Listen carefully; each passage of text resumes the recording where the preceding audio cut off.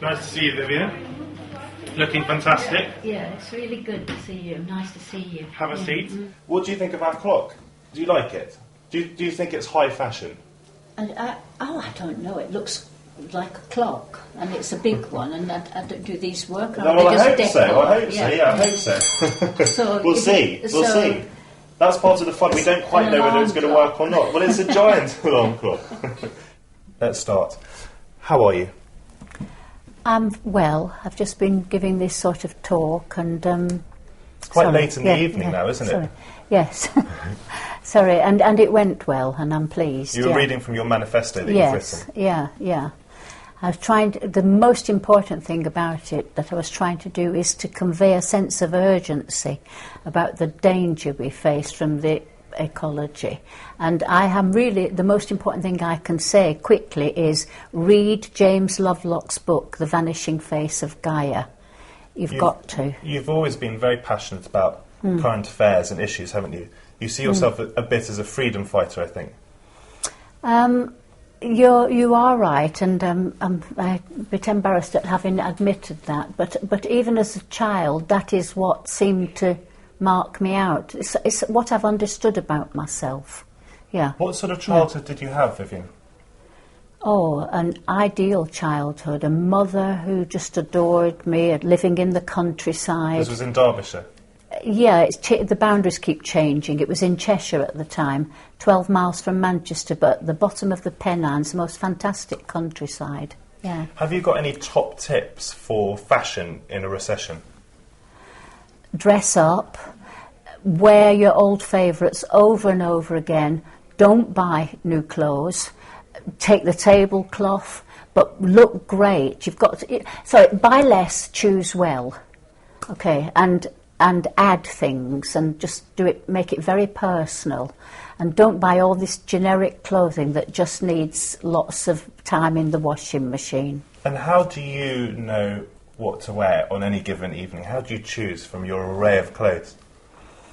Well, I don't take something from every collection, but I do borrow it, and so I'm very, very fortunate. I can look different all the time. Someone's just coming in the door, but we'll carry on, Vivienne, we'll carry on. Okay. What are you wearing tonight?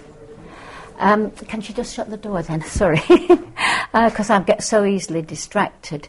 I'm wearing a favourite... This is a glory of 5 minutes, though. Yeah. Any interruptions, we just hammer on home. Okay, tell me, yes. This is from a collection called Chaos Point, because we're at this chaos point. It was a lot to do with the Brazilian jungle. I don't know whether this looks like Brazilian jungle. It reminds me slightly of tribal things and body painting. And I don't know, it's just this great dress that is just, you can, I don't know, you're sort of, it's a bit bondage. You told me something, you said earlier, you spoke earlier about you never wash your bras. Is that true? I can't quite believe it. Yeah, because my husband uses our washing machine. I've never actually used it ever, and I just wash little bits of things that get dirty. But a lot of the time, if you've got a grease spot, just put talcum powder on it. Absolutely disappears. It's brilliant. And because I wear these particular bras that give me a bit more uplift than I'm due, I don't wash them. Otherwise, they're not very nice after, and I just put talcum powder on them to clean them. And where do you get your inspirations for your designs? Do you have a muse?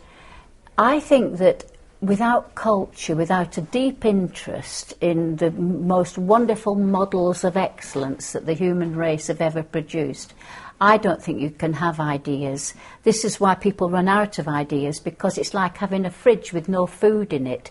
You have to get your ideas by studying art and the way people saw the world in the past. Now, I've got a confession to make. This clock is so unclear. I don't quite know whether we're 4 minutes in or 5 minutes in. So if we are 5 minutes in, you get a bonus minute. But we're going to carry on. Tell me about your hair colour. What's the inspiration behind that? I don't know. I just I don't have any inspiration. I just what I do is I just put henna on it, bits of bleach where the brown still is, and Henna. When you walk around... And that makes it kind of natural. You put henna, mix it with flour, because then you can control it. It doesn't get too shocking. Now, I've only got 25 seconds to Yeah. go. When you're out and about in London or in other cities or in the countryside in the UK, what do you make of the way the Brits dress? What do you make of the way we dress in this country? Well, mostly I don't notice people. I only notice people when they look great.